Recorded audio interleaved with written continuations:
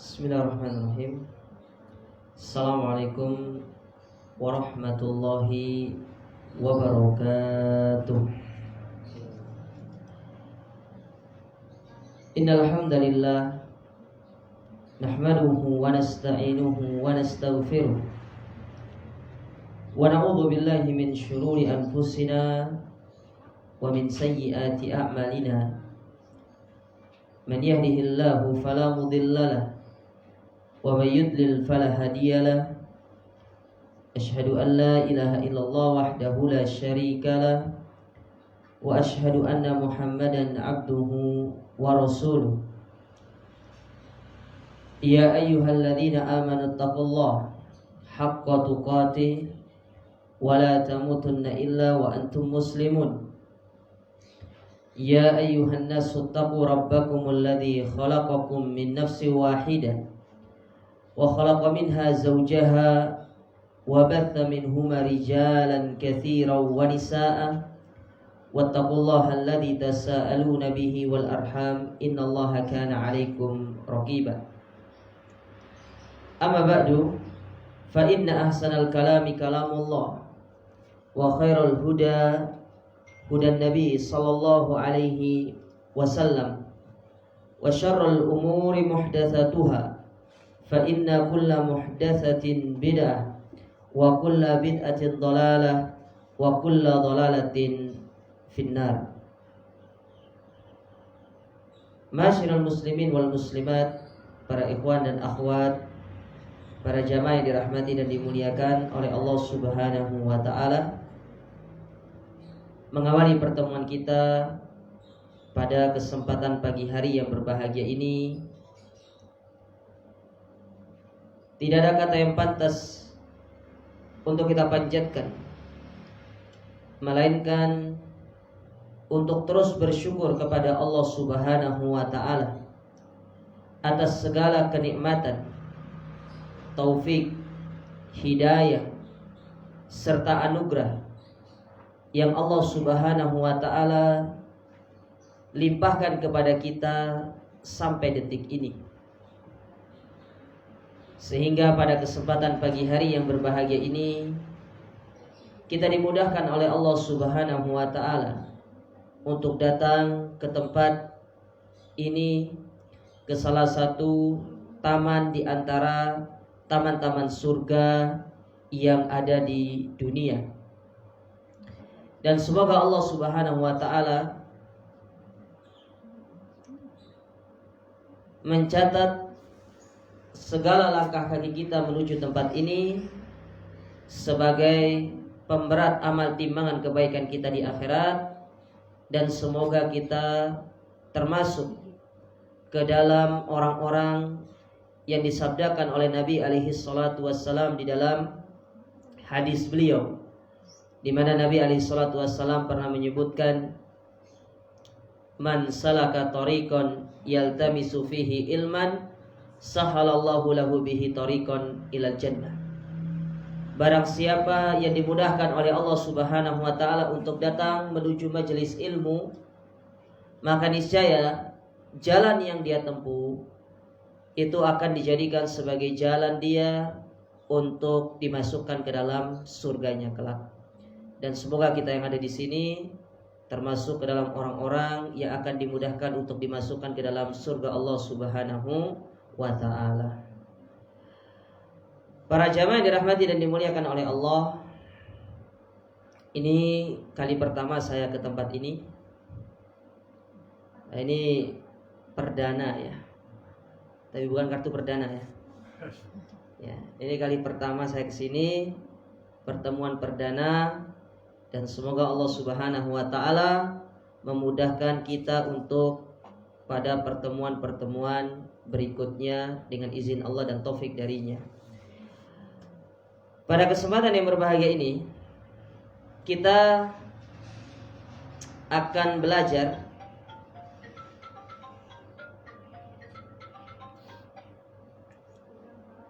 satu tema yang berjudul asbab insyirahis sadr, yaitu sebab-sebab yang bisa melapangkan dada kita Atau kalau di flyernya saya kasih judul, ya Rob, lapangkanlah dadaku.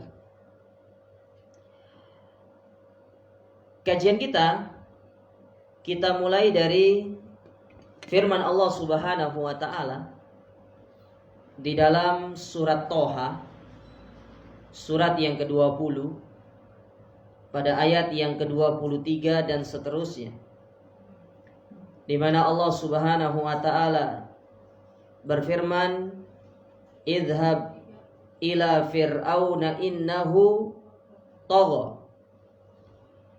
Dan pergilah wahai Musa engkau kepada Fir'aun, karena sesungguhnya Fir'aun itu telah melampaui batas. Jadi Musa, Nabiullah, Rasulullah, diutus oleh Allah Ta'ala untuk berdakwah kepada manusia yang paling zalim di atas muka bumi ini. Jadi kalau kita cari manusia yang paling zalim, tidak ada manusia yang bisa mengalahkan kezalimannya Fir'aun. Kalau kita cari manusia yang paling maksiat kepada Allah, maka tidak ada yang bisa mengalahkan kemaksiatannya Fir'aun. Saking maksiatnya Fir'aun, dengan sombongnya dia mengatakan, ana rabbukumul a'la. Sesungguhnya aku adalah Tuhanmu yang paling tinggi, kata Fir'aun kepada Nabi Musa. Allah perintahkan Nabi Musa untuk berdakwah, untuk memberikan nasihat kepada Fir'aun, untuk memberikan peringatan kepada Fir'aun. Lantas apa yang diminta oleh Nabi Musa kepada Allah Subhanahu wa taala? Ketika Allah menurunkan perintah tersebut kepada beliau, maka Allah Subhanahu wa taala menyebutkan di ayat berikutnya, qala rabbi shrahli sadri. Maka Nabi Musa mengatakan, ya Rabb, lapangkanlah dadaku, lapangkan jiwaku, lapangkan hatiku, karena aku akan menghadap orang yang paling maksiat kepadamu. Kata Syekh Abdurrahman bin Nasir As-Sa'di di dalam tafsir beliau memberikan penjelasan tentang ayat ini, beliau mengatakan wasi'hu wa afsihhu liyatahammalal adha al-qawli wal fi'li, di mana Nabi Musa meminta supaya Allah melapangkan dan meluaskan dada beliau. Untuk apa? Untuk bisa bersabar dari segala cacian, makian maupun kezaliman yang akan dilakukan Fir'aun nanti sekiranya kepada beliau tatkala beliau memberikan nasihat kepada Fir'aun. Ya. Jadi minta kelapangan dada, minta kelapangan hati, karena akan menghadapi satu permasalahan yang sangat besar. Maka disebutkan oleh para ulama, di antara anugerah yang harusnya kita minta kepada Allah Subhanahu wa taala adalah bagaimana kita meminta supaya Allah menjadikan hati dan dada kita menjadilah lapang. Kenapa demikian? Karena kita hidup di atas muka bumi ini, tidak selamanya orang itu pro terhadap kita. Pasti ada orang yang kontra. Tidak selamanya orang itu setuju kepada kita. Pasti akan ada orang yang tidak setuju dengan kita. Tidak selamanya orang itu senang kepada kita. Tapi ada kalanya orang itu pasti akan membenci dan tidak suka kepada diri-diri kita. Maka disitulah dibutuhkan yang namanya kelapangan dada, keluasan jiwa di dalam menerima, di dalam kita menjalankan segala apa-apa yang sekiranya itu dapat menjadikan diri kita berada di dalam kesedihan dan kegundah-gulanaan. Oleh karena itu Al-Imam Ibnul Qayyim Al-Jauzi rahimahullah di dalam kitab beliau yang berjudul Zadul Ma'ad, ya, yang berjudul Zadul Ma'ad, pada jilid yang kedua beliau menyebutkan tentang sebab-sebab yang bisa mendatangkan kelapangan hati dan jiwa. Dan nanti saya akan sebutkan juga sebab-sebab yang bisa menjadikan dada kita menjadi sempit. Ya, artinya dari apa yang disebutkan oleh Al-Imam Ibnul Qayyim itu juga akan kita sebutkan kebalikannya, yang itu menjadi sebab dada kita itu menjadi sempit. Ya. Para jamaah dirahmati dan dimuliakan oleh Allah. Sebab yang pertama yang dibawakan oleh Imam Ibnul Qayyim, yang bisa menjadikan dada kita lapang, jiwa kita lapang, yaitu senantiasa kita mengikhlaskan amal ibadah kita hanya kepada Allah. Kita mengikhlaskan amal ibadah kita hanya kepada Allah. Apa kaitannya ikhlas di dalam beramal terhadap kelapangan jiwa? Sebelum kita nanti poinnya ke situ, saya ingin sebutkan dulu dalil-dalil yang menjelaskan kepada kita wajibnya seorang itu untuk dia ikhlas di dalam dia beramal. Untuk dia benar-benar mengikhlaskan niatnya semata karena Allah di dalam dia beramal. Di antaranya dari firman Allah Ta'ala dalam surat Al-Bayyinah ayat yang kelima. Kata Allah Subhanahu wa Ta'ala, "Wa ma umiru illa liya'budullaha mukhlishina lahuddin." Dan tidaklah kita diperintahkan untuk beribadah, untuk beramal, melainkan amal tersebut harus dibangun di atas keikhlasan kepada Allah Subhanahu wa Ta'ala. Jadi amal-amal yang kita lakukan itu harus dibangun di atas keikhlasan kepadanya. Dalil yang kedua masih dari Al-Quranul Karim, dalam surat Az-Zumar pada ayat yang ke-11, di mana Allah Subhanahu wa Ta'ala berfirman, "Qul inni umirtu an a'budallaha mukhlishan lahuddin." Katakanlah wahai Muhammad, sesungguhnya aku diperintahkan untuk beribadah kepada Allah dengan penuh keikhlasan.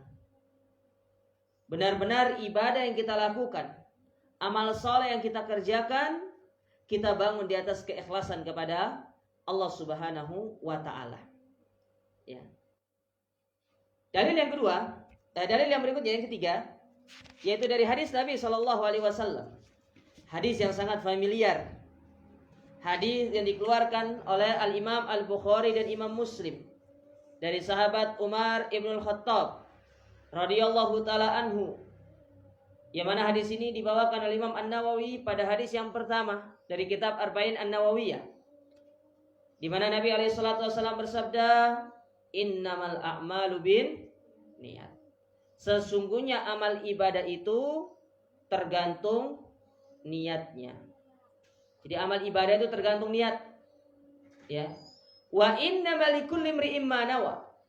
Dan setiap orang akan mendapatkan balasan sesuai apa yang menjadi niatnya. Jadi perlu diperhatikan para jamaah sekalian, Allah itu tidak zalim kepada kita. Allah itu akan memberikan balasan sesuai dengan niat. Kalau kita niatnya beramal, ya, kalau kita niatnya melakukan amal kebaikan itu karena mengharapkan wajah Allah, Allah berikan pahala kepada kita. Allah berikan keutamaan-keutamaan yang Allah janjikan. Tapi kalau niatnya kita beramal, melakukan kebaikan hanya untuk mencari wajah manusia, hanya untuk mencari pujian manusia, Allah berikan pujian tersebut, tapi Allah tidak berikan pahala dari amal kebaikan itu. Allah tidak zalim, ibu-ibu. Ya. Kita sedekah supaya dikatakan dermawan. Niat kita bukan karena Allah, tapi hanya ingin dikatakan dermawan. Allah berikan pujian manusia, manusia memuji kita, kita dikatakan dermawan. Tapi pahala yang Allah janjikan dari sedekah yang kita lakukan, Allah tidak akan memberikannya kepada kita. Karena Allah tidak zalim. Ya. Oleh karena itu perhatikan masalah niat di dalam kita beramal. Ya, jangan kita beramal karena ingin dipuji manusia.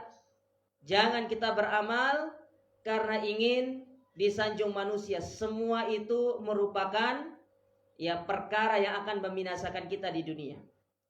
Kata Imam Ibnul Qayyim rahimahullahu ta'ala di dalam sebuah ungkapan beliau dalam kitab Fawaidul Fawaid, beliau mengatakan al-amaru bi ghairi ikhlasin wala iktida'in kal musafir yamla'u jarabahu ramlan yuskiluhu wala yanfa. Seorang yang beramal yang mana amalnya tidak dibangun di atas keikhlasan kepada Allah, kemudian tidak mengikuti tuntunan Nabi alaihi salatu wassalam, maka dia itu seperti seorang yang musafir yang memenuhi kantongnya dengan pasir, yang itu hanya akan memberatkan dia dan tidak memberikan dia manfaat. Tidak ada manfaatnya.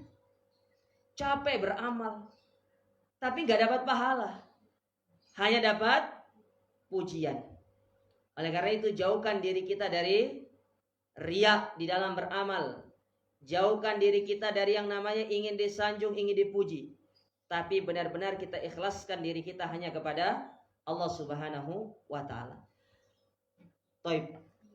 Apa kaitannya antara kelapangan jiwa dengan keikhlasan di dalam kita beramal? Ini erat kaitannya ibu-ibu. Ya. Sangat erat kaitannya antara kelapangan jiwa, kelapangan dada dengan seorang itu ikhlas di dalam dia beramal kepada Allah Subhanahu wa ta'ala. Ibu simak firman Allah Subhanahu wa ta'ala dalam surat Al-Insan, surat yang ke-76 pada ayat yang ke-9. Ketika Allah Subhanahu wa ta'ala menceritakan salah satu sifat di antara sifat penduduk surga. Kata Allah Subhanahu wa ta'ala, "Innama nut'imukum liwajhillah la nuridu minkum jazaan wala syukura." Sesungguhnya penduduk surga itu kalau dia memberikan makan, memberikan infak, memberikan sedekah, memberikan apapun kepada orang lain, mereka tidak butuh yang namanya terima kasih. Mereka tidak butuh yang namanya matur suwun dari orang itu. Orang mau terima kasih sama dia itu urusan orang itu. Tapi jangan kita berharap. Kalau kita berharap hal tersebut dari manusia, berarti niat kita itu memang karena ingin mendapatkan pujian tersebut, mendapatkan terima kasih dari orang tersebut. Ya. Dan itu akan menyebabkan hati kita menjadi sakit, jiwa kita menjadi sempit. Karena tatkala seorang beramal yang mana dia itu kebiasaan amalnya ingin mencari pujian manusia, ketika tidak ada orang yang puji dia, apa yang terjadi? Sakit. Nyerinya tuh di dia, kata orang sana itu. Ya. Sakitnya tuh di sini. Ya apa ya? Kok orang itu tidak puji saya ya? Orang itu kok tidak sanjung-sanjung saya? Ya. Kok tidak ada yang like ya status saya ya? Sakit hatinya. Makanya beramal itu nggak usah cari pujian manusia. Pada hakikatnya itu akan menjadikan hati kita menjadi hati yang sakit, jiwa kita menjadi sempit. Makanya kalau beramal itu lillahi ta'ala, karena Allah. Ya. Orang mau memandang kita apa, orang mau komentar apa, terserah. Tanbahul kalba wal qafilatu tasir. Biarkan anjing menggonggong, kafilah tetap berlalu. Nggak usah peduli orang lain. Buat apa kita peduli orang lain? Kita beramal itu bukan untuk mendengar komentar orang. Bukan untuk mendengar apa yang menjadi masukan orang lain. Tapi beramal itu karena Allah. Itulah yang akan menyebabkan hati kita menjadi hati yang lapang, ibu-ibu. Tapi sebaliknya kalau ibu-ibu hanya karena manusia, ingin dipuji manusia, ya, maka silakan buktikan. Ya. Pasti hati kita akan menjadi hati yang sempit. Dada kita menjadi dada yang sempit. Ya. Ketika tidak ada orang yang menyanjung kita, memuji kita, tidak ada orang yang like status kita, tidak ada orang yang memberikan jempol kepada kita dari apa yang kita lakukan, yang kita posting di media sosial, yang terjadi apa? Akan timbul suudzon kepada orang lain. Dan itu menyebabkan hati kita menjadi hati yang sakit, menjadi dada yang sempit para jemaah sekalian. Maka sering saya sampaikan, Anda kalau beramal, simpan amal itu. Amal apapun. Terkadang ada orang setiap hari itu pinginnya itu ngepost saja tuh amalnya itu. Tidak perlu. Ingat nasihat Al-Imam Abu Hazm, sebagaimana yang dinukil oleh Al-Imam Adz-Dzahabi dalam kitab beliau Siyar A'lami Nubala. Kata Imam Abu Hazm, beliau mengatakan, uktum hasanatika kama taktumu sayyiatika. Simpanlah amal ibadamu sebagaimana engkau menyimpan amal keburukanmu. Kita kalau keburukan kita simpan rapat-rapat. Jangan sampai ada orang yang tahu keburukan kita. Kalau ada orang yang tahu keburukan kita, pasti kita akan merasa Malu. Para ulama seperti itu. Ya. Mereka bukan lebih fokus kepada keburukan, tapi lebih fokus kepada kebaikan untuk mereka simpan. Karena tatkala kebaikan mereka diketahui oleh orang lain, disitulah ada pintu riya nanti akan masuk ke dalam diri-diri mereka. Makanya jauh-jauh hari Allah itu dan Rasulnya telah mengingatkan kita tentang bahaya riya. Ya, kita beramal untuk mengharapkan pujian manusia, kita beramal untuk mengharapkan sanjungan manusia. Jauh-jauh hari telah dijelaskan oleh Allah dan Rasulnya kepada kita. Pernah satu ketika para sahabat berkumpul, yang mana mereka itu berbicara tentang masalah Dajjal. Hadis ini dikeluarkan oleh Al-Imam Ibnu Majah dan dihasankan oleh Syekh Albani dari sahabat Abu Sa'id Al-Khudri. Jadi para sahabat itu sedang kumpul-kumpul, yang mana mereka itu sedang berbincang masalah Dajjal. Setelah itu keluarlah Nabi SAW menghadapi mereka. Datang Nabi SAW kepada mereka yang sedang berkumpul ini. Maka apa kata Nabi SAW kepada mereka? Ala ukhbirukum bima huwa akhwafu alaikum indi min masihid Dajjal. Maukah aku kabarkan kepada kalian perkara yang lebih aku takutkan menimpa kalian di sisiku daripada perkara yang kalian sedang perbincangkan sekarang, yaitu masalah Dajjal. Kata para sahabat, bala ya Rasulullah, kabarkanlah kepada kami perkara apa tersebut. Maka Nabi SAW mengatakan asyirkul khafi, yang lebih aku takutkan menimpa kalian itu adalah syirik yang tersembunyi, yaitu riya. An yakumar rajulu yusalli fayuzayyinu salatahu lima yara min nadhari rajulin, yaitu seorang yang bangun untuk sholat, lalu dia memperbaiki sholatnya, memperindah sholatnya karena ada orang yang melihat dia. Inilah riya. Kata para ulama, kenapa Nabi itu lebih takut menimpa para sahabat, perkara riya menimpa para sahabat daripada Dajjal? Maka disebutkan oleh para ulama, kalau Dajjal itu fitnah akhir zaman.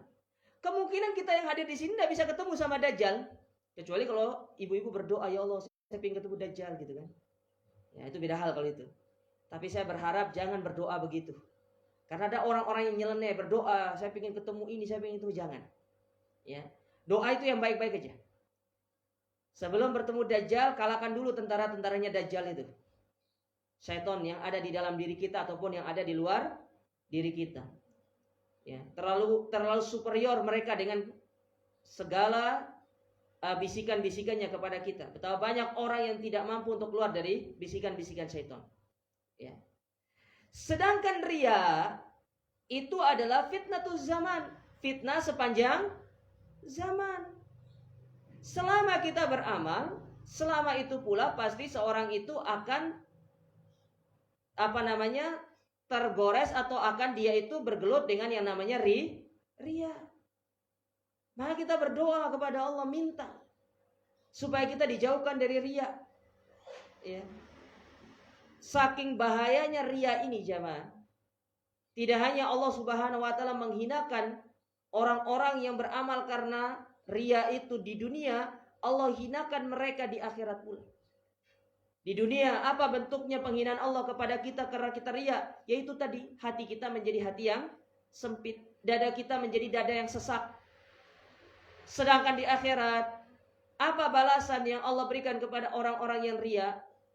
Kata Allah Subhanahu wa taala, di hari di mana Allah akan memberikan balasan pada setiap amal ibadah kepada manusia, Allah mengatakan kepada orang-orang yang riya di dalam dia beramal, idhabu ilal ladzina kuntum turauna fid dunya hal tajidu indahum jazaan. Pergilah kalian kepada orang-orang yang dulu kalian beramal ingin mendapatkan pujian mereka. Anda beramal supaya ingin dipuji tetangga, disuruh pergi ke tetangga ibu-ibu nanti. Anda beramal supaya ingin dipuji sama seluruh teman-teman yang ada di media sosial, nanti disuruh pergi ke mereka semua. Apa yang kita minta kepada mereka? Mintalah pahala kepada mereka. Apakah mereka mampu memberikan kita pahala atau tidak?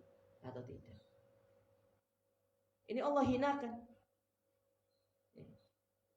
Maka dari sini kita bisa tahu kenapa dada seseorang itu sempit. Kenapa jiwanya itu sempit?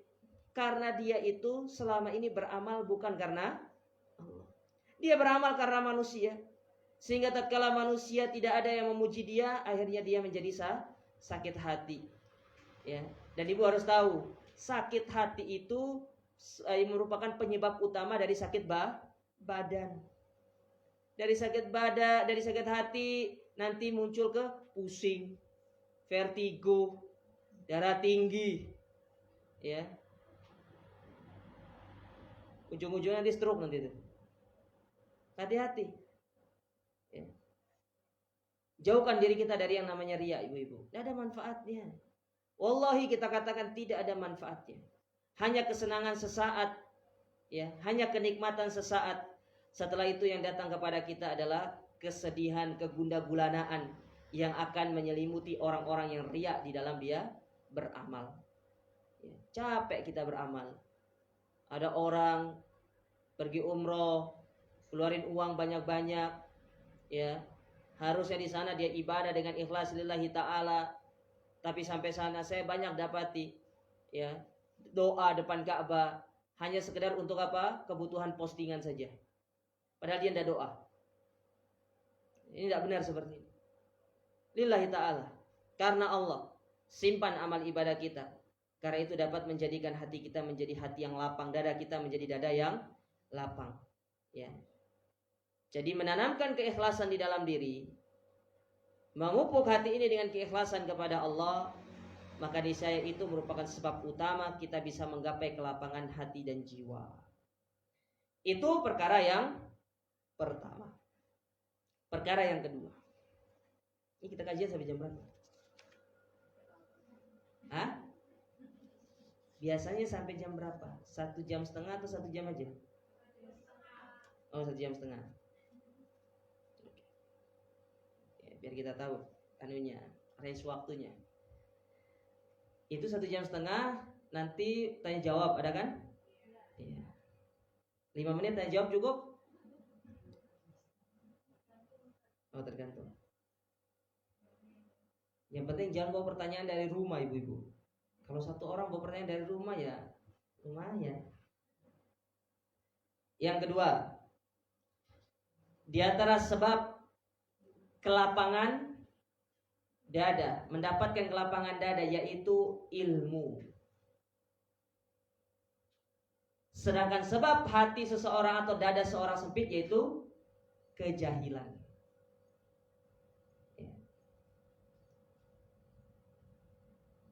Disebutkan oleh para ulama kita, mereka pernah mengatakan dalam sebuah ungkapannya, kaifa yattaqi wa huwa la yadri madza yattaqi. Bagaimana dia akan menghindari sesuatu sementara dia sendiri tidak tahu apa yang mau dia hindari. Ini adalah ungkapan yang sangat masyhur di tengah ulama kita, menunjukkan tentang seseorang akan bisa menghindari sesuatu kalau dia punya ilmu. Gimana Anda mau menghindari sesuatu sementara Anda tidak punya ilmu tentang apa yang mau dihindari? Sederhananya begini. Ada orang yang baru datang ke sini. Kayak saya nih, baru datang ke tempat ini. Saya tidak tahu ternyata polisi tidur. Tadi nabrak polisi tidur saya. Lagi enak jalan, tiba-tiba ada polisi tidur. Karena saya belum tahu. Belum punya maklumat datang ke tempat ini, jalannya seperti apa. Jadi saya tidak bisa menyiapkan strategi kalau melewati jalan tersebut, ya. Maka bisa dipastikan apa-apa yang menjadi penghalang atau obstacle yang ada di jalan tersebut tidak akan bisa kita hindari dikarenakan kita belum punya ilmu. Nah, maka pentingnya seorang itu punya ilmu supaya dia itu tahu apa yang bisa menjadikan hatinya itu menjadi hati yang lapang dan apa yang menyebabkan hatinya itu menjadi hati yang sempit. Makanya kita harus belajar. Harus belajar.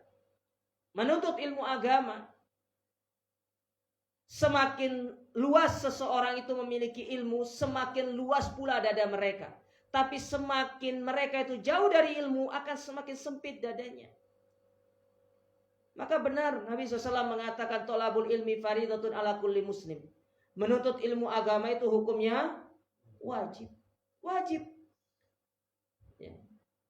Lebih-lebih yang berkaitan dengan permasalahan seperti ini. Makanya Islam itu ibu-ibu, Islam itu adalah agama yang proporsional. Kenapa dikatakan agama yang proporsional? Tidak hanya Islam itu mengajarkan kepada kita kebaikan, tapi juga kita harus membekali diri kita dengan apa-apa itu jalan keburukan. Sebagaimana kata Hudzaifah ibnul Yaman radhiyallahu taala anhu, Hudzaifah pernah mengatakan, kana nasu yas'aluna 'anil khair wa kuntu as'alu 'anil syarr makhafatan an tudrikani. Dahulu manusia itu bertanya kepada Rasul sallallahu alaihi wasallam tentang jalan-jalan kebaikan. Kalau aku beda, kata Hudzaifah, aku bertanya kepada beliau tentang jalan-jalan keburukan. Kalau mungkin orang bertanya tentang sebab-sebab yang bisa mendatangkan kelapangan hati, maka kita juga harus tahu sebab-sebab yang bisa menjadikan hati kita sempit, dan itu harus dengan belajar. Kudu belajar. Makanya Islam itu tidak hanya mengajarkan tentang tauhid, tapi juga harus mengajarkan tentang syirik. Tidak hanya mengajarkan tentang bagaimana berpegang teguh dengan sunnah, tapi juga harus menjelaskan tentang bagaimana bahaya kita mengada-ada dalam urusan agama. Tidak hanya mengajarkan tentang yang halal, tapi juga harus memberikan maklumat tentang yang haram. Tidak hanya kita belajar tentang apa yang menjadi hak kita, tapi juga kita harus tahu tentang apa yang menjadi kewajiban kita. Itulah Islam. Ya. Makanya harus belajar.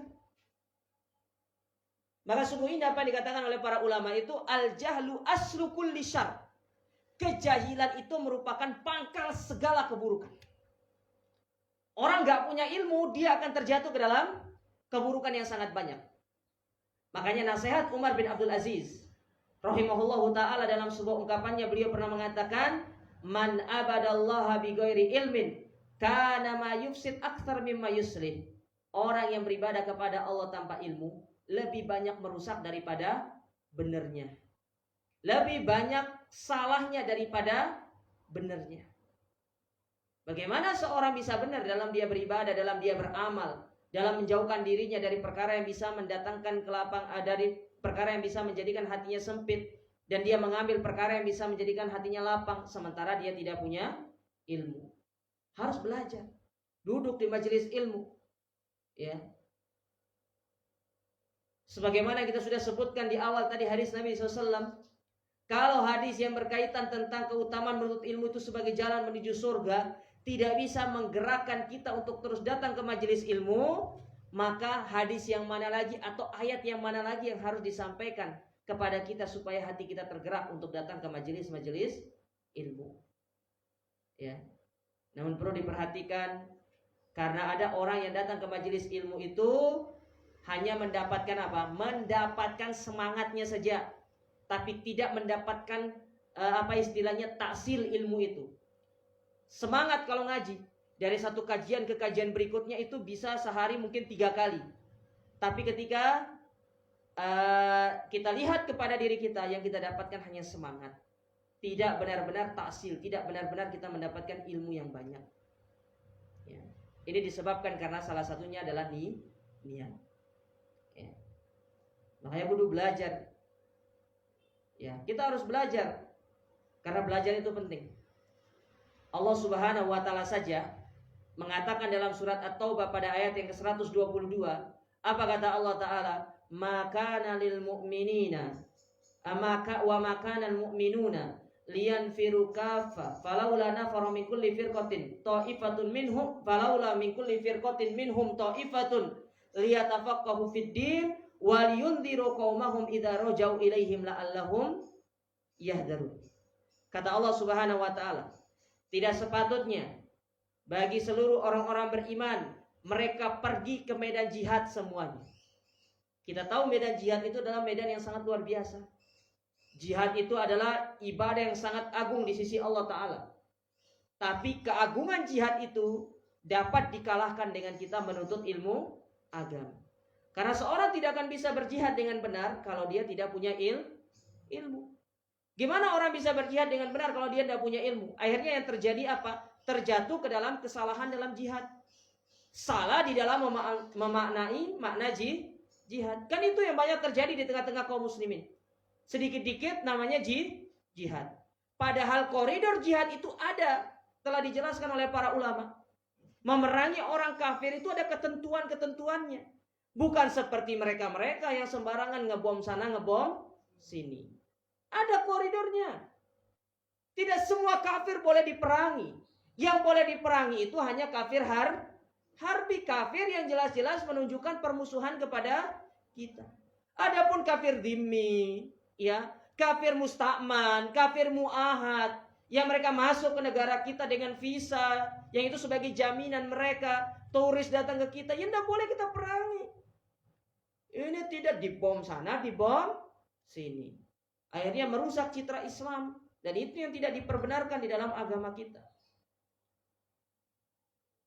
Dalam medan jihad saja, tidak boleh kita itu membunuh wanita. Tidak boleh kita membunuh anak kecil. Tidak boleh kita membunuh orang tua. Tidak boleh menebang pohon. Tidak boleh merusak tempat-tempat ibadah mereka. Ini tidak semua rata disikat semua. Ya. Semua disapu. Nah, pentingnya ilmu. Biar kita tidak salah di dalam kita melakukan ajaran Islam ini.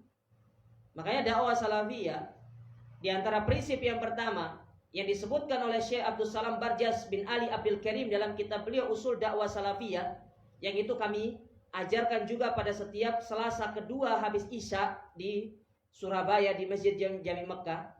Poin yang pertama yang dibawakan oleh Syekh Abdul Salam Barjas itu bahwasanya dakwah salafiyah itu adalah ihtimamu bil ilm, menganjurkan mereka-mereka yang mengintisabkan dirinya, menyandarkan dirinya kepada dakwah salafiyah harus punya ilmu. Tidak boleh kalau tidak punya ilmu. Ya. Jadi penting ilmu itu ibu-ibu. Ya, karena itu merupakan perkara yang sangat agung yang harus kita bekali diri kita, terutama di dalam kita menggapai kelapangan dada. Sebaliknya kejahilan yang ada di dalam diri kita, itulah yang menyebabkan dada kita menjadi dada yang sempit. Ya. Jauhkan diri kita dari yang namanya kejahilan. Belajar. Luangkan waktu kita untuk belajar, ya. Luangkan kesempatan untuk terus kita belajar di jalan Allah Subhanahu wa taala. Baik. Kemudian poin yang ketiga. Yang ketiga kan?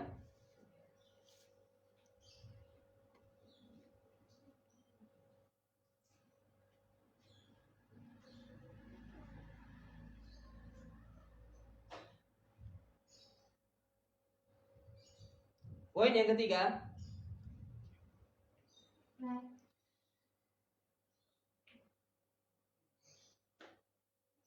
di antara sebab yang bisa melapangkan dada kita, yaitu al-inabatu ilallah bitaubah wal istighfar. Kita kembali kepada Allah Subhanahu wa taala dengan kita bertobat dan dengan kita beristighfar. Ya. Jadi kita kembali kepada Allah dengan kita bertobat dan dengan kita beristighfar. Baik. Sebelum saya sebutkan apa kaitannya poin yang ketiga ini dengan kelapangan hati, saya ingin sebutkan dalil yang mewajibkan kita untuk segera kita bertobat dan kita kembali kepada Allah. Yang pertama yaitu dalam surat Az-Zumar pada ayat yang ke-54.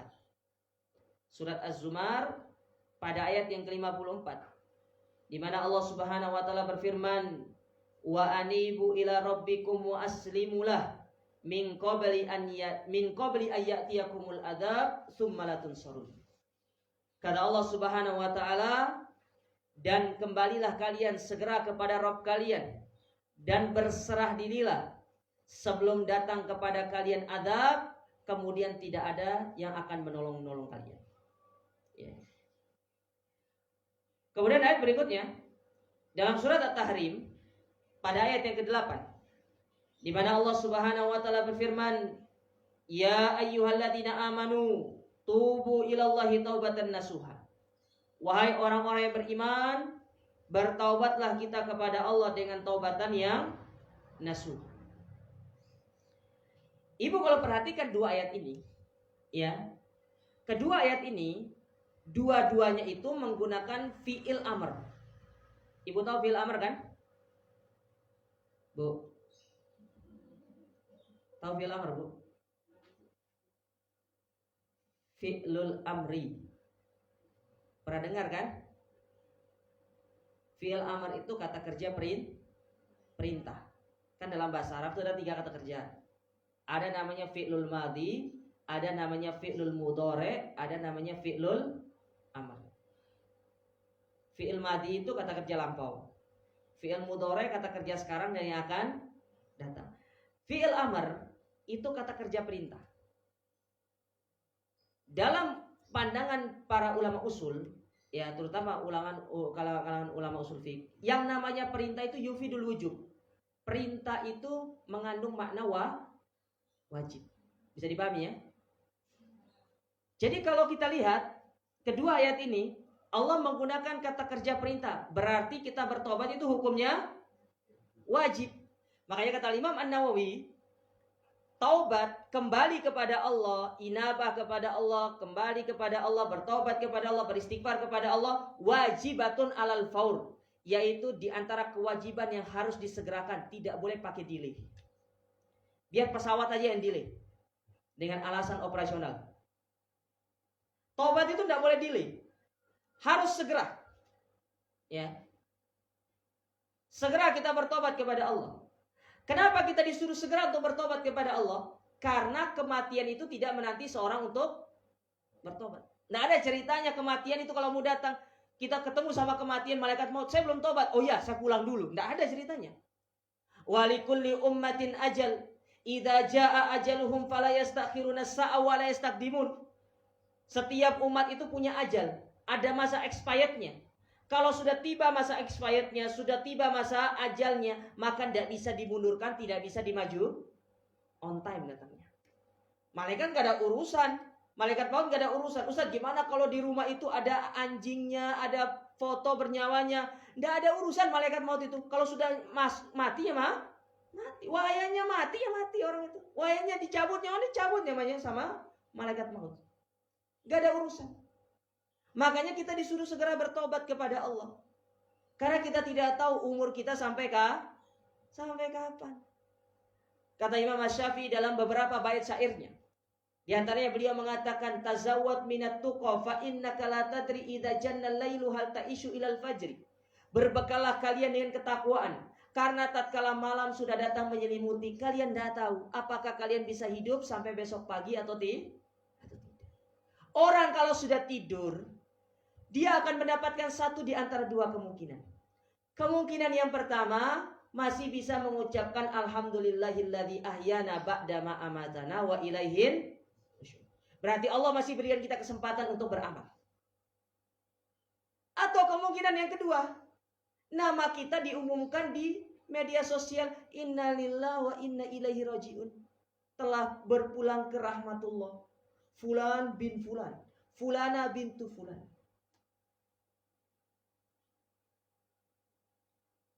Maka segera kita bertobat, kembali kepada Allah.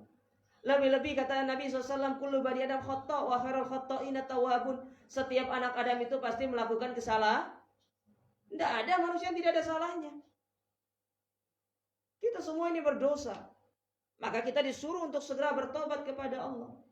Wa kam min fata amsa wa asbaha dhahikan wa qad nusijat akfanuhu wa huwa la yadri.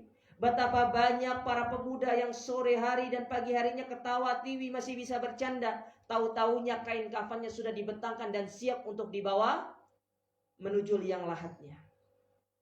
Wa kam min arusin zayyanuha li zawjiha. Betapa banyak pengantin wanita dihiasi untuk diberikan kepada suaminya. Wa qad qubidat arwahuhum fi lailatul qadri. Dan ternyata suami-suami mereka itu telah dicabut ruhnya pada malam pengantin tersebut. Gak ada yang tahu. Benar Nabi mengatakan, a'maru ummati baina sittin wa sab'in. Umur umatku antara 60 sampai 70. Itu secara umum. Tapi kita tidak tahu ketika kita diciptakan apakah kita akan sampai umur 60 atau 70 atau tidak, atau mungkin lebih. Cuma yang harus dipersiapkan, kita kembali bertobat kepada Allah Subhanahu wa ta'ala atas segala dosa-dosa. Lalu apa kaitannya dosa dengan kelapangan hati? Apa kaitannya tobat kepada Allah dengan kelapangan hati? Ada sangat erat kaitannya. Simak sabda Nabi SAW dalam hadis yang dikeluarkan oleh Imam At-Tirmidzi dari sahabat Abu Hurairah radhiyallahu taala anhu. Nabi SAW pernah bersabda, "Innal abda idza akhta'a khati'atan nukitat fi qalbihi nuqtatun sauda." Sesungguhnya seorang hamba apabila dia melakukan dosa, maka dia akan diletakkan di dalam hatinya satu titik hitam. Hati manusia itu ibaratkan apa ya bahasanya? Mungkin tisu ya. Atau kertas lah. Tisu yang putih bersih. Bersih hati manusia. Tapi apa yang menyebabkan hati manusia menjadi hitam? Karena dosa. Ketika seorang melakukan dosa, titik hitam ditaruh di dalam hatinya. Ya. Wa idza naza'a, kata Nabi SAW. Tapi kalau dia melepaskan dirinya dari dosa tersebut, wataba, wastaghfaro, dia bertobat, dia beristighfar kepada Allah, sukila qalbu, maka dosa tersebut akan dibersihkan dari hatinya. Ya. Wa in ada, tapi kalau dia kembali melakukan dosa, kembali dia melakukan perbuatan maksiat kepada Allah, zida biha, maka niscaya titik-titik hitam tersebut akan semakin banyak menghiasi hatinya. Dan jadilah hatinya itu menjadi hati yang sakit, bahkan berpotensi menjadi hati yang mati.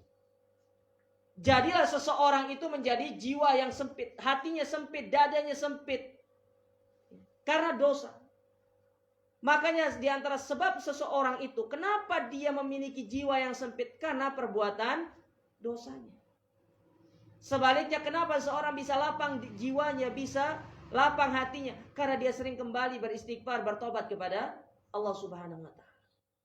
Maka coba bedakan mana yang lebih nyaman hidupnya, mana yang lebih nyaman hatinya. Orang yang selalu istighfar sama Allah, bertobat sama Allah, yang beribadah sama Allah, sama orang-orang yang jauh dari Allah, sama suka berbuat maksiat. Bisa kita bayangkan, bisa kita pastikan.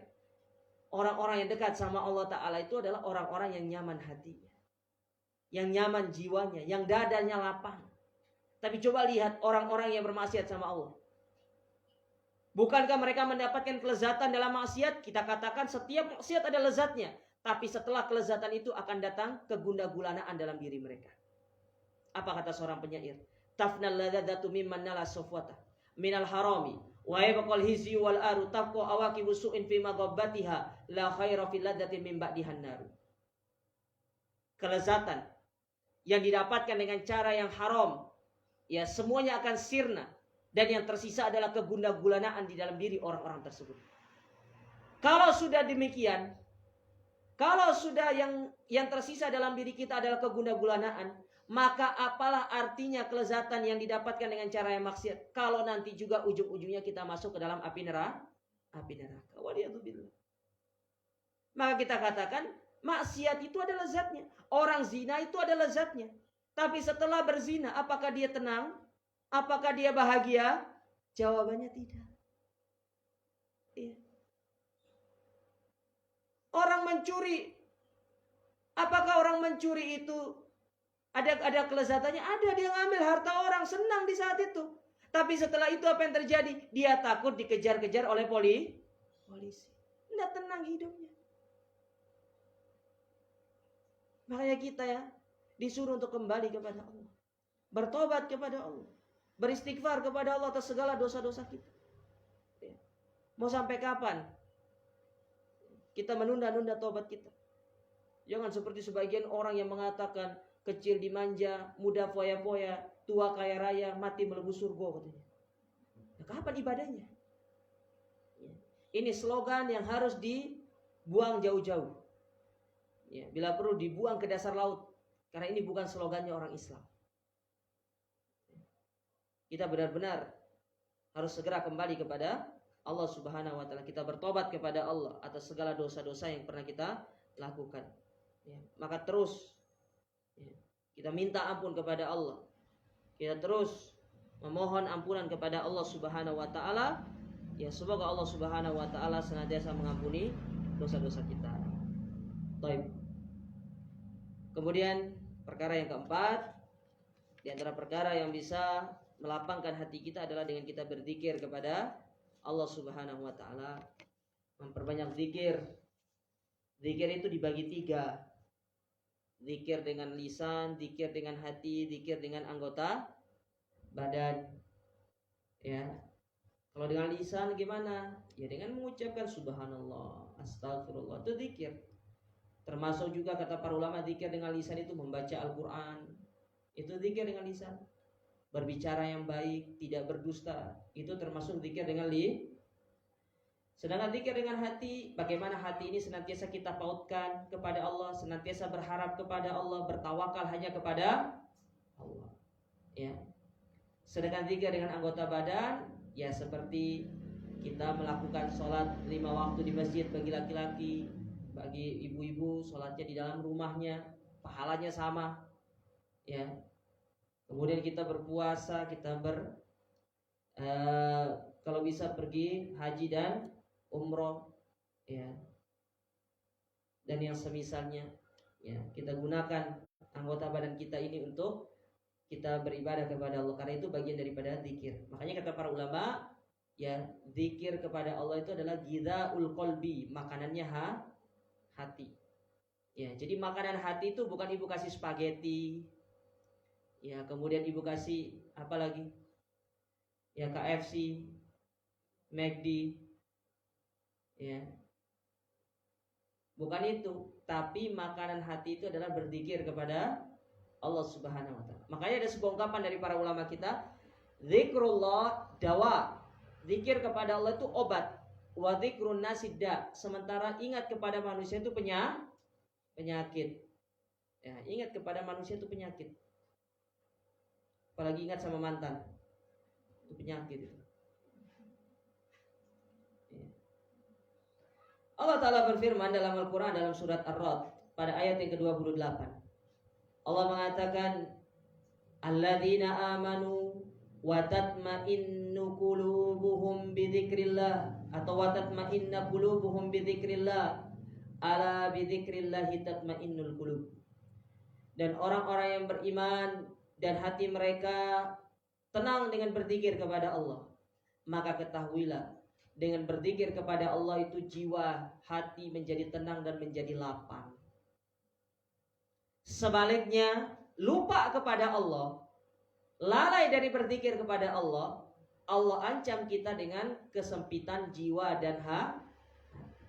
Allah katakan dalam surat Toha pada ayat yang ke-124, apa kata Allah Ta'ala? Wa man a'rada an dzikri fa inna lahu ma'isyatan dhanka wa nahsyuruhu yaumal qiyamati a'ma.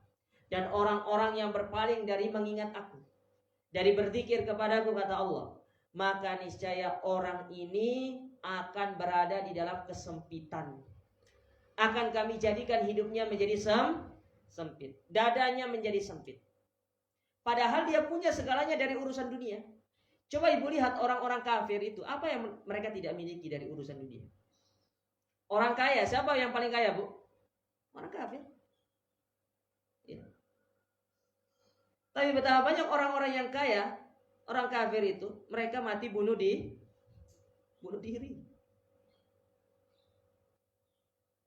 Banyak orang-orang kaya, tapi mereka tidak tenang hidupnya. Rumahnya 3 lantai dipasangin pagar. Siapa yang mau naik ke lantai 3 itu coba? 3 lantai dipasangin pagar. Padahal mereka punya segalanya dari urusan dunia.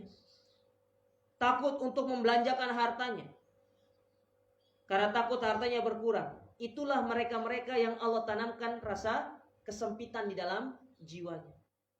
Tapi coba lihat orang-orang beriman. Orang-orang yang beriman, ya, mereka adalah orang-orang yang selalu berzikir kepada Allah. Hatinya tenang, nyaman, tentram, ya, jiwanya lapang. Ya, kalau bahasa kita itu legowo, ya istilah kan. Ya, punya jiwa yang legowo gitu.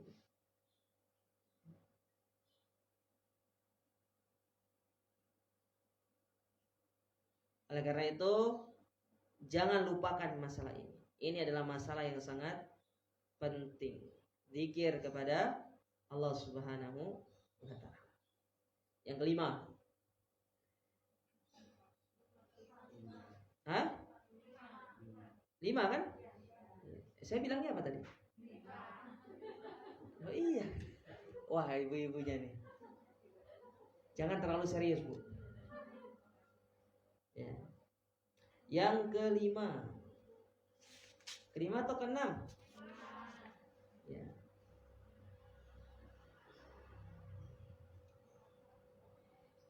Ikhrajud daglil qalbi min sifatil mahmumah. Menjauhkan diri dari sifat-sifat tercela. Mana contohnya? Hasad. Hasad, hasud. Dari hasad menjadi hasud. Nggak boleh hasad, nanti ujung-ujungnya menghasut orang. Ya. Hikit itu iri. Ya sama, kurang lebih hasad sama hikit itu iri. Hasad, hikit. Kibar, sombong. Al-ghadab. Ghadab itu marah. Ya. Jauhkan diri dari sifat marah. Wal bughdu. Bughdu itu dendam. Biasanya hasad, hasud, biasanya hasad, dendam, hasud. Kita hasad sama orang, kita dendam, setelah itu kita hasud orang. Akhirnya apa? Saling membunuh nanti. Ujub. Ujub itu bangga dengan amal ibadah. Gak usah ujub, gak usah bangga. Para sahabat itu adalah orang yang mulia, tapi mereka tidak bangga dengan amal ibadahnya. Kita baru hari ini sedekah 2.000 saya sudah bangga. Ya. Mereka para sahabat itu luar biasa. Su'udon. Jauhkan diri dari yang namanya su'udon. Ya. Kemudian al-kadhib, dusta, dan yang semisal. Ya. Itu diantara contoh-contoh dari sifat yang tercela yang harus kita jauhi. Ya. Namun sebaliknya, kita harus isi hati kita dengan diri kita nih, jiwa kita dengan sifat-sifat yang baik. Mana contohnya? Tawadu, rendah diri, rendah hati. Ya. Kemudian as-sidq itu jujur. Ya, kemudian husnudzon sama orang, jangan suudzon. Kemudian ta'awun, kita saling tolong menolong. Apalagi? Ya. Dan sifat-sifat yang baik intinya. Ya, kita hiasi diri kita. Karena Allah Subhanahu wa taala berfirman dalam surat Al-Hujurat pada ayat yang ke-12, "Ya ayyuhalladzina amanu," wahai orang-orang yang beriman, "ijtanibu katsiran minadh-dhon." Jauhkanlah diri kalian dari yang namanya dhon, berburuk sangka. Inna ba'dadh-dhonni itsm. Karena berburuk sangka itu bagian dari dosa. Makanya tidak boleh buruk sangka sama orang. Ya. Tidak boleh seorang itu berburuk sangka. Wala tajassasu, jangan tajassus. Tajassus itu mencari-cari kesalahan orang. Setelah tertajassus, wala yaktab ba'dukum ba'dha, nanti jatuh ke dalam perkara ghibah. Ingat jamaah, kita itu masing-masing kita itu pasti memiliki aib. Tidak ada orang yang tidak memiliki aib, betul tidak? Nggak ada orang yang tidak memiliki cacat. Semua orang punya cacat, punya aib. Ya, makanya sebelum kita membicarakan aib orang, ingat kita itu punya aib yang pasti akan dibicarakan oleh orang lain. Maka ketika orang itu membicarakan kita karena kita pernah membicarakan dia, jangan salahkan dia. Ya. Jangan salahkan dia. Makanya Nabi SAW mengatakan, la tabaghadu, jangan saling dendam, wala tahasadu, jangan saling hasad, wala tadabaru, jangan saling mencari-cari kesalahan, wala taqata'u, dan jangan saling memutuskan hubungan. Jangan hanya gara-gara sepele, gara-gara tidak ditraktir nasi rawon, lo gue en. Hanya gara-gara sepiring wa kunu ibadallahi ikhwana, tapi jadilah kita hamba-hamba Allah yang bersaudara. Makanya jauhkan sifat itu dari diri kita, karena itu dapat menyebabkan hati kita menjadi hati yang sempit, dada kita menjadi dada yang sempit. Tapi jadilah diri kita ini adalah orang-orang yang senantiasa memiliki kelapangan, atau apa namanya, tawadu, rendah hati, kemudian ya senantiasa kita apa namanya jujur, kemudian kita jauhkan diri kita dari kesombongan, karena semua itu dapat menjadikan hati kita menjadi hati yang sempit. Jauhkan dia, Pak. Ya. Jadi kalau kita berbicara satu persatu masalah sifat ini, seperti hasad misalkan, hasad itu merupakan apa namanya sifat atau kemaksiatan yang pertama yang dilakukan oleh iblis kepada Allah Ta'ala, baik di dunia maupun di akhirat. Di akhirat di dunia dan di mana, di langit. Di langit itu ketika iblis diperintahkan untuk sujud kepada Nabi Adam, tapi tidak mau hasad kepada Nabi Adam. Sedangkan di dunia, yaitu ketika iblis berhasil menggoda dua anak Adam yang kemudian mereka saling hasad dan kemudian saling membunuh. Ya. Dan contoh-contoh yang lainnya dari penyakit-penyakit itu. Ya, oleh karena itu jauhkan ya diri kita dari yang namanya sifat-sifat tercela tersebut, karena itu dapat menyebabkan dada kita menjadi dada yang sempit. Ya, jauhkan. Tapi isilah dada kita ini, hati kita ini dengan sifat-sifat yang baik, bersyukur, qanaah, tadi tawadu, sabar, sakinah, husnudzon dan yang semisalnya. Karena itu yang dapat menyebabkan dada kita menjadi lapang. Ya. Kemudian yang keenam yaitu tarkul fudul. Tarkul fudul itu bahasa saya itu jangan kepo. Kepo ya, bukan sih kepo itu. Bahasa saya itu sebenarnya lebih ke arah jangan terlalu banyak melakukan perbuatan yang sia-sia, itu maksudnya. Kayak contoh, ngomong itu yang baik-baik, nggak usah ngomong omongan yang sia-sia. Ya. Tidak usah terlalu banyak ngomong yang masalah sia-sia. Karena Nabi SAW pernah bersabda, min husnil islamil mar'i tarkuhu ma la ya'ni. Di antara baiknya Islam seseorang itu meninggalkan yang tidak bermanfaat, dari sisi omongan, dari sisi pandangan, dari sisi ya pergi kemana-mana. Kalau memang pergi kemana-mana itu butuh, ya misalkan kita tidak melarang.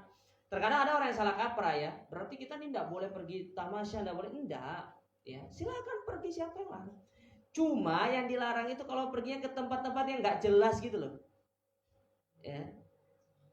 Karena ada orang-orang yang suka perginya ke tempat yang tidak jelas. Mana contohnya Ustaz? Ibu-ibu lebih tahu lah tempat-tempat yang tidak jelas. Ya, saya kurang tahu juga. Ya.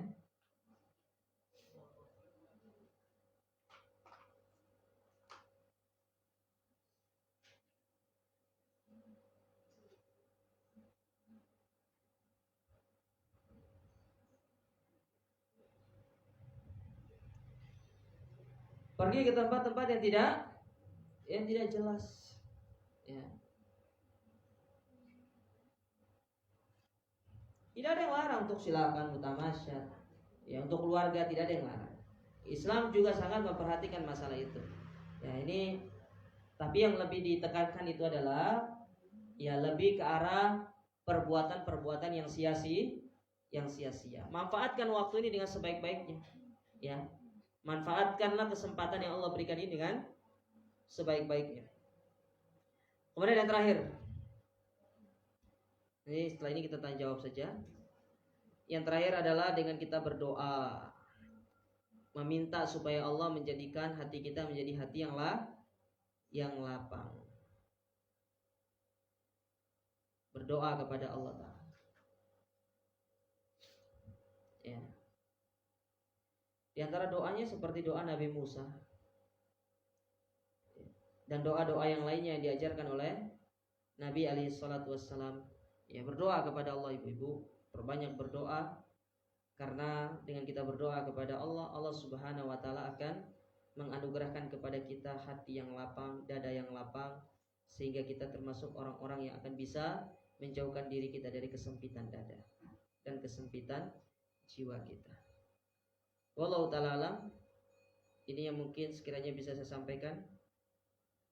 pada kesempatan yang berbahagia ini. Silakan kalau ada yang ingin bertanya atau tanya jawab, kami persilahkan. Wallahu taala a'lam bissawab.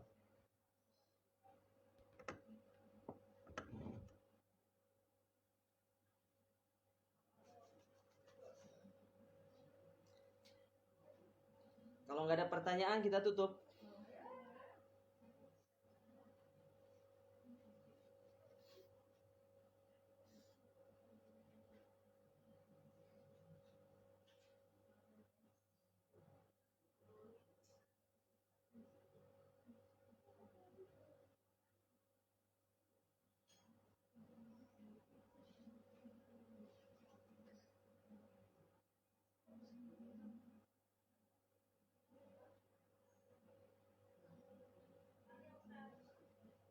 Monggo silakan.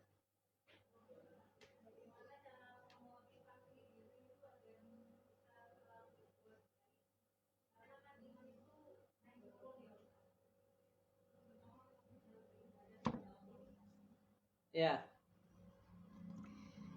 Bagaimana cara motivasi diri untuk selalu berbuat baik? Yang pertama berdoa, Bu. Yang pertama berdoa kepada Allah supaya Allah menganugerahkan kita ya semangat dalam beramal dan menjauhkan diri kita dari futur. Yang kedua, ya terus kita menambah keilmuan kita karena seorang itu akan tahu pentingnya amal itu kalau dia sudah punya ilmu. Orang nggak mau beramal karena kurang ilmu. Yang ketiga ini penting, ya, yaitu berkumpullah bersama teman-teman yang baik. Ya, itu penting, Bu. Ya. Kenapa teman yang baik itu penting? Karena teman yang baik itu yang akan memotivasi kita untuk bisa terus beramal. Itu dia. Makanya tidak sedikit dari kalangan para ulama menjadikan bab masalah teman itu dimasukkan ke dalam bab masalah akidah. Karena pengaruh teman itu sangat luar biasa signifikan. Orang menyimpang salah satu sebabnya karena terkontaminasi sama temannya. Ya. Dan sebaliknya orang bisa hijrah kepada yang baik karena dia ngikut. Makanya kata ungkapan sebagian para ulama kita, diantaranya ungkapan ini disandarkan kepada Imam Malik. Kata beliau, at-tuyuru ala ashkaliha taqo. Burung itu akan hinggap sesama jenisnya. Kalau pingin jadi orang baik ya kumpulnya sama orang.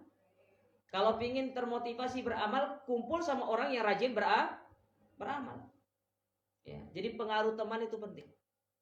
Ya, ini diantara kiatnya 3 saja cukup. Berdoa, berilmu, dan cari teman yang baik. Karena teman yang baik itu sangat luar biasa pengaruhnya kepada diri kita di dalam kita beramal. Ada orang hanya sekedar ikut-ikut temannya pertama, tapi ternyata setelah dia terus ikut-ikut timbullah rasa ketertarikannya untuk beramal dan jadilah orang-orang yang bisa beramal dengan baik. Bisa dipahami Ibu-ibu ya? Ya, kurang lebih seperti itu. Wallahu taala a'lam. Silakan ada lagi?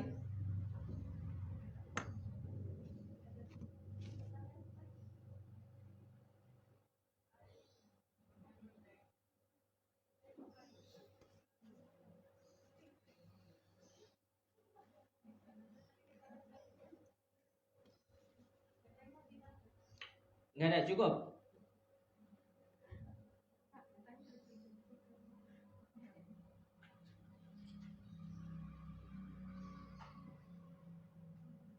Apa hukumnya memanfaatkan diskon tahun baru dan Natal?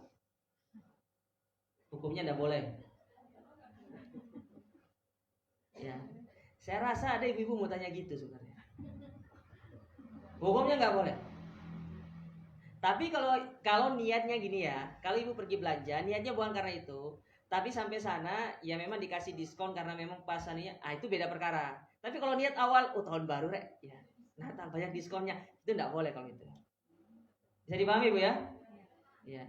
Berarti niat dari awal nggak usah itu saat. Iya jangan dari itu dari awalnya. Tapi kalau dari awalnya niatnya karena itu nggak boleh. Ya. Dan itu disebutkan oleh fatwa-fatwanya para ulama diantara Syekh bin Baz, kemudian Syekh Muhammad bin Shalih Utsaimin dan yang lainnya itu tidak diperbolehkan. Bisa dipahami ibu-ibu ya? Ya nggak jadi dong Ustaz, saya pergi borong nih Ustaz. Gak apa-apa, masih banyak rezeki yang lain. Tenang, orang Islam itu kaya bu. Orang mukmin itu kaya. Ya, karena setiap hari kalau dia sholat sebelum subuh 2 rakaat, dia mendapatkan sesuatu yang lebih baik daripada dunia dan kaya orang Islam itu. Ya. Seharusnya tidak usah takut fakir. Ya. Makanya ada sebuah ungkapan dari kalangan para ulama kita, kaifa akhaful faqra. Bagaimana aku takut akan kefakiran? Ya. Wa indi rabbil goni, sementara aku memiliki Tuhan yang maha kaya. Ya, jadi ibu-ibu tidak usah khawatir, Allah itu maha kaya, ya Allah maha memiliki segalanya. Cukup kita itu benar-benar berserah diri hanya kepada Allah Subhanahu wa ta'ala, dan kita barengkan dengan usaha. Cukup? Ustaz mau tanya, ya. Bolehkah kita datang ke rumah saudara yang di rumahnya itu memelihara anjing, Ustaz?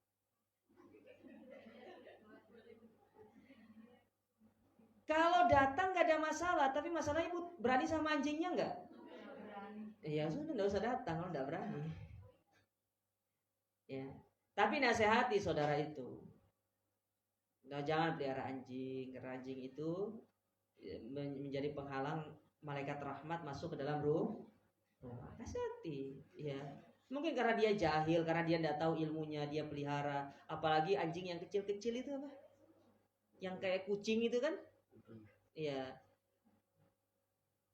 Kan dia najis. Apalagi kalau dia menjilat seluruh tempat, maka dia harus membersihkan tempat itu dengan cara dia mengistinja tempat itu. Ya, maka ini yang harus dinasehati. Nasihati. Ya, tapi kalau ditanya apakah boleh pergi, silakan. Tapi dengan catatan kita bisa menjamin diri kita itu selamat dari tempat-tempat yang ada najisnya. Kurang lebih seperti itu. Bisa dipahami Bu ya? Baik. Wallahu taala a'lam. Ada lagi? Cukup? Cukup ya? Baik. Saya rasa cukup ibu-ibu. Insya Allah untuk pertemuan berikutnya kita akan belajar kitab Arba'una Hadisan fit Tarbiyah wal Manhaj. 40 hadis berkaitan dengan tarbiyah dan manhaj. Ya. Insya Allah kita akan belajar 40 hadis yang berkaitan dengan tarbiyah dan manhaj. Setahu saya kitab ini belum ada terjemahannya. Tapi kalau ibu-ibu mau berusaha untuk mencari, saya persilahkan. Kalau ketemu, tidak apa-apa, kasih saya satu ya. Ya, kalau tidak ketemu, nanti saya kasih bahasa Arabnya saja. Ya. Jadi kitabnya itu Al-Arbiyah Arba'una Hadisan fit Tarbiyah wal Manhaj. 40 hadis berkaitan dengan tarbiyah, dengan pendidikan dan manhaj, yang itu ditulis oleh Syekh Shaleh Abdul Aziz As-Sadhan kalau tidak salah. Ya, dan diberikan kata pengantar oleh Syekh Shaleh Al-Fauzan kalau tidak salah. Wallahu taala a'lam. Baik Ibu-ibu, mungkin ini yang bisa kita sampaikan pada kesempatan yang berbahagia ini. Kurang lebihnya kami mohon maaf. Jazakumullah khairan atas perhatian ibu-ibu sekalian semuanya. Dan kita akhiri kajian kita dengan doa kafaratul majlis. Subhanakallahumma rabbana bihamdika asyhadu an la ilaha illa anta astaghfiruka wa atubu ilaik. Wassallallahu nabiyana Muhammad wa alihi wasallam wa akhiru da'wana alhamdulillahil alamin. Wassalamualaikum warahmatullahi wabarakatuh.